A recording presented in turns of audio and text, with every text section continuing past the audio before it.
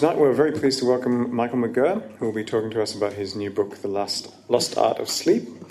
Michael McGirr is a former Jesuit priest who, after leaving the church, was a founding member of Eureka Street, as well as fiction editor of Meanjin for a few years. He's been a regular columnist and reviewer for the Sydney Morning Herald and The Age, as well as other publications, and presenter on ABC Radio. In 2007, Michael moved to Melbourne and to take up a position as head of faith and mission at St Kevin's, just up the road. He's the author of best-selling book Things You Get for Free, about travelling in Europe with his mother, as well as Bypass, the Story of a Road, quirky biography of the Hume Highway. Bypass is currently Year 12 English text in Victoria. After tonight's talk, I'm sure Michael will be happy to answer a few questions and sign copies of the book, which I hope you will purchase before signing. Thanks very much. Please welcome Michael McGirr. Thank you, Chris. Thank you, everybody, for coming out on a cold night. And it's great to be at Readings, which has been for many years a kind of haven for me, even where I teach now at St Kevin's. It's not unknown occasionally that I will slip down here and sit in that very cafe plotting my next move against the photocopier up there.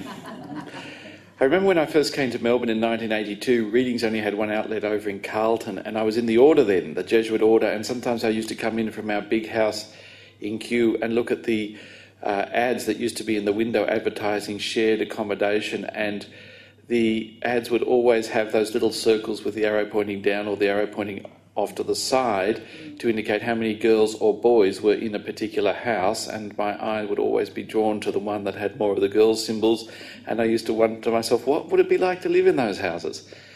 And probably I should be grateful I never got to find out. It's lovely to have the chance to talk about the lost art of sleep, because it is a lost art, one that I'm intent on finding again or discovering again.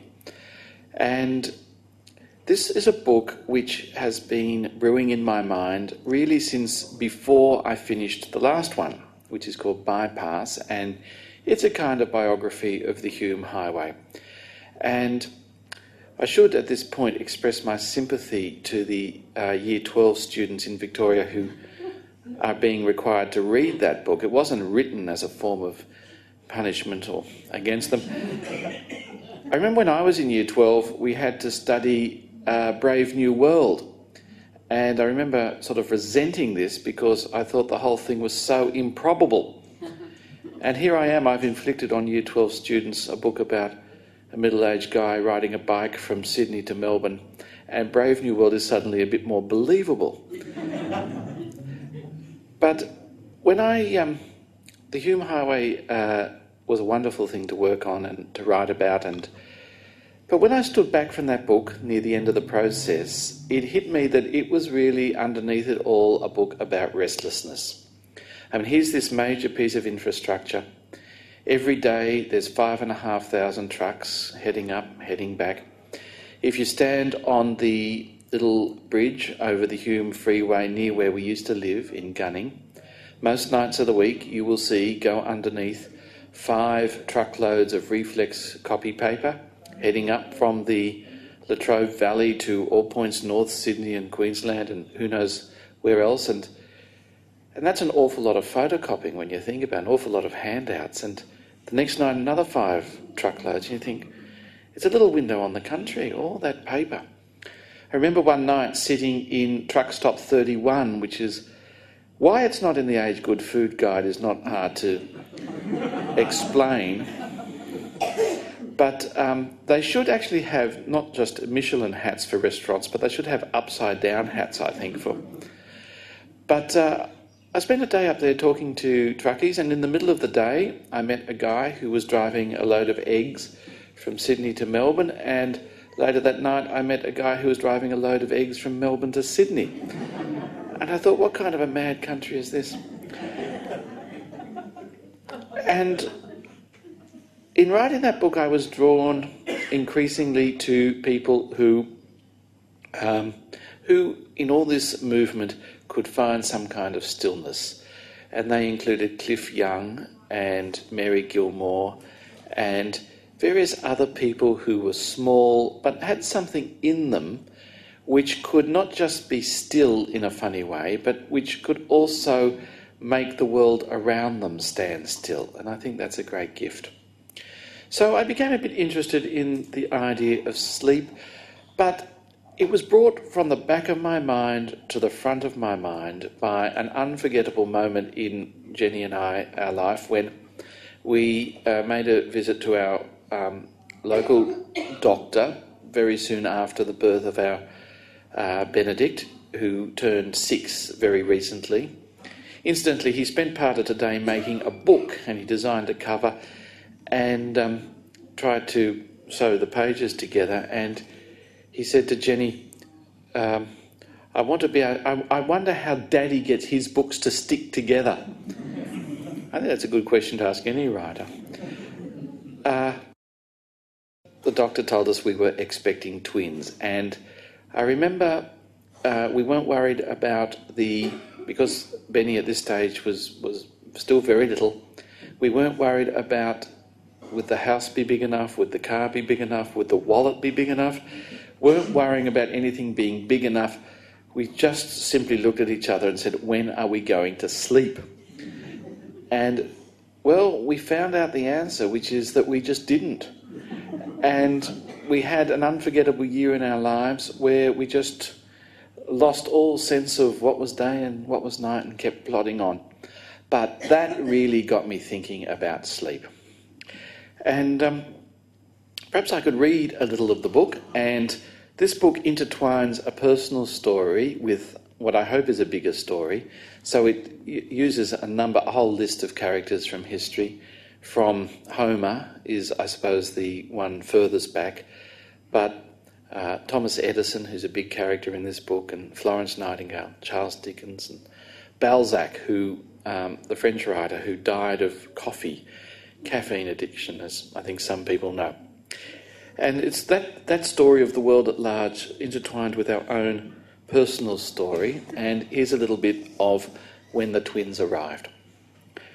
We spoke to friends who had twins. They said the first 6 months would be unforgettable. How come? Because you won't be able to remember a thing about them.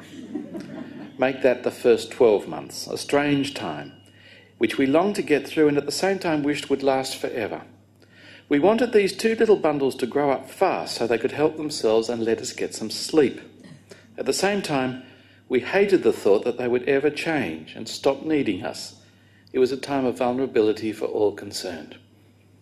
We drove 50 kilometres to the supermarket in Goulburn on Saturday morning and did laps of the car park until we could find the trolley with 2 baby seats at the front.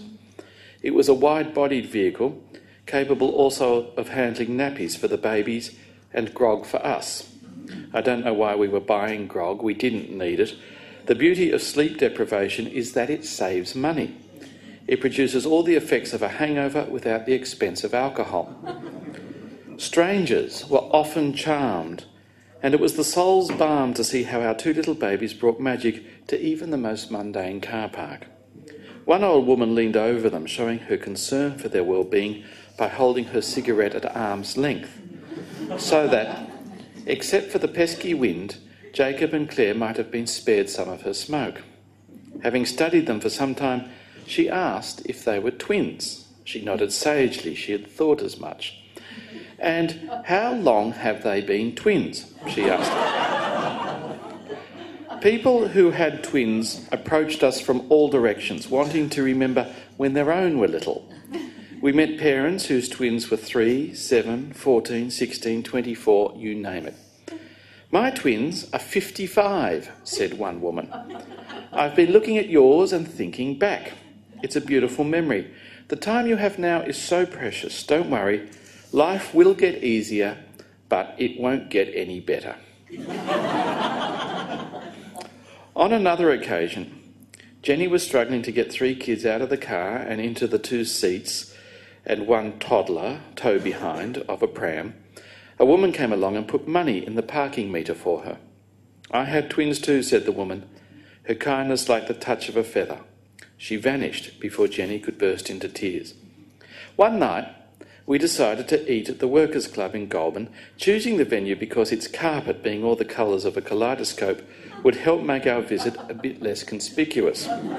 We had come to accept the fact that when we went out to dinner, we were basically paying to feed the carpet. Patrons approached Jenny and congratulated her on what she was doing for Australia. This was one of the nice things about the Workers' Club. Anything anybody did good was always for Australia. If you won a raffle, you were doing it for Australia. If you lost a raffle, you were doing even more for Australia than winning because you were letting someone else win it for Australia. One of the members was so overwhelmed by the sight of a mother with baby twins and a little boy to boot that he was even prepared to leave his gaming machine for a few minutes to give us the benefit of his views. This bloody country can be bloody proud to have produced such a bloody beautiful woman who can produce such bloody beautiful children. Pause, he was breathless with emotion. From her bloody beautiful body. Pause while he adjusted his trousers. And it makes me bloody proud to see the bloody future in such beautiful bloody hands. Jenny was quite pleased by this address, which made me think that perhaps this was the kind of thing she needed to hear more often from me. I had thought we were barely managing to cope from day to day and was surprised to learn that the whole country was depending on us. The man then turned his attention on me. And you, make sure you bloody well look after her, mate, or you'll have me to deal with. I said meekly that I'd do my best. I mean, it's you that got her into this bloody mess. Another pause. You know what I mean, mate. I don't have to spell it out, do I? I assured him it wouldn't be necessary. He told Jenny that she should feel perfectly comfortable about breastfeeding in any part of the club. Anywhere you like, love, anywhere at all. He was heading back to his machine. You can use one of the pokey stools if you like. And so it goes on with all the things that people would come up and say to us and the advice that they would give. And I found I used to get ticked off a lot. And I think little people provoke anxiety in some people. I was ticked off for having the kids in the supermarket without their sun hats on because of what the fluorescent lights could do to them. And I was also ticked off by a woman in Gloria Jeans for giving Benny the froth off my cappuccino because it would, mess up his sleep. And well, he'd done that to me. Perhaps it was revenge, but anyway.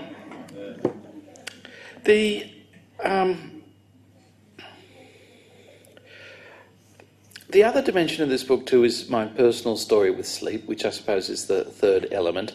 And like a lot of gentlemen in Australia of a certain age, I snore, and also for a period of time had terrible daytime sleepiness.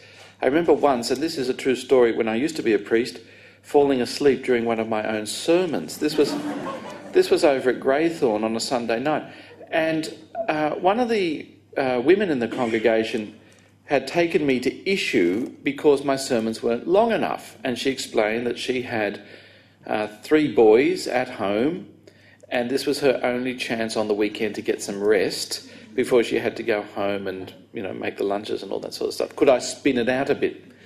Anyway, one of the tricks for sermons is that the preacher will eventually, and in the Jesuit tradition very soon, run out of things to say. But this is no indication that they should stop. And the technique is that you say to the people, let's all just take a moment to think about what I've just said. Well, I'm trying to think of the next thing, or whoever. Anyway, it was on one of these occasions that I said, now, let's all just take a moment to think about what I've just said.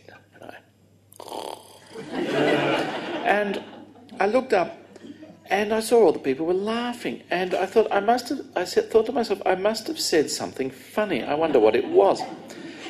But it was by that stage I had decided that I needed to really do something about my daytime sleepiness, and this led to what is now pretty familiar a diagnosis of sleep apnea and the breathing machine and so on. But I was lucky enough, working on this book, to meet the guy, Colin Sullivan, an interesting and wonderful man in Sydney, who invented that machine and in 1981. And it's amazing, this machine, or these breathing machines, are now used by closer to 2 million than 1 million people around the world. And you go to his office in Sydney Uni and he's still got the little hose pipes that he bought at MITRE 10 to experiment on the first one, and it's all still there. And I thought to myself, it should be in the Powerhouse Museum. But just to talk a little bit about perhaps some adult sleep things. And this is a true story from my last days as a priest, and this concerns what used to be, some people might know it, the California Motel on Barker's Road, which is opposite a well-known high school. But the California Motel's been closed down, hasn't it? What's it been? It's been turned into something useful. Why? Listen to this story and you'll want it rebuilt. Most people share a bed, but everybody sleeps alone. Sleep, like death, is a door you can only go through on your own. During the final week in which I was working as a priest, I was called to a suburban motel in the middle of the morning because a woman had woken that day to find her husband dead in the bed beside her. The pair had been married for 50 years and never slept apart. They had travelled together and every year made a pilgrimage to Melbourne for the spring racing carnival, where they always stayed in the same room at the same inexpensive motel. I'm only sorry I didn't know that the California had closed, because I could have said more than inexpensive there and not risk being sued, couldn't I? Anyway, it was a second home to them, so much so that once they found the previous year's form guide under the bed where it had remained undisturbed for 12 months. I didn't worry, said the woman. I mean, why pay for cleaning you don't need? They were a devoted, if eccentric, couple. The receptionist who greeted me said that the woman was coping with remarkable composure. Around 8 a.m, she had rung the front office and asked if it were too late to change the order for 2 breakfasts to 1 breakfast. May I ask why? Replied the receptionist, concerned that the guests could have had a problem with the food. Oh, it's just that my husband is dead in the bed. A doctor was called, who duly pronounced that the husband must have slipped off his mortal coil about 1:30. I don't think so, said the woman. I was watching TV, I would have noticed. Then they called me, the priest, and I was asked to sit a few minutes with the body while the widow slipped into the little bathroom to apply her makeup. Thanks for waiting, she said, but I want to look my best. You can put the TV on if you want, although there's not much on at the moment, I don't think. I was channel surfing before you arrived. 20 minutes later, she emerged and announced that her husband looked better than he had for years. We were getting ready to start the prayers when somebody arrived to service the room. Would you mind coming back to make the bed later? Said the widow. Sure, no problem. I'm afraid my husband is still in bed. No problem. I'll come back later. We may need fresh sheets. We kneeled by the bedside, and as we prayed, the woman reached across and held the hand of her dead husband, a gesture I found comforting despite the fact that it wasn't supposed to be me who needed comfort. It was the first sign that the body in the bed was anything more to her than a stage prop. Later, I tried to suggest to her that she might be in shock because someone so familiar to her, who'd shared her bed for 50 years, had just slipped away without so much as a backward glance, without even ruffling the sheets. That, she replied, is the sign of a really good mattress. These events struck me as that's absolutely true. Well, it has to be. It's in a book, isn't it? These events struck me as a little odd, and yet, as I mentioned the story to others, I heard a number of accounts of people waking to find a dead partner in the bed beside them, although nobody else had encountered a bereaved person with the presence of mind to ring room service to cancel a breakfast that wouldn't be required. Dying in your sleep sounds like the perfect solution to a tricky problem, but it can be troubling for those who were attached to you but didn't notice you go. Some things are hard to figure. There are people who can be crippled with pain by an ingrown toenail, and others who will reach the final stages of liver cancer without developing a single symptom. Some people leave this life with less fuss than they leave a car park. When J.M. Barrie's Peter Pan first appeared in novel form in 1911, it was called Peter and Wendy and included the controversial line, "To die will be an awfully big adventure." Bedford's original illustration uses this line as a caption to a picture of Peter looking out across a beautiful sea. The waters are perfectly still.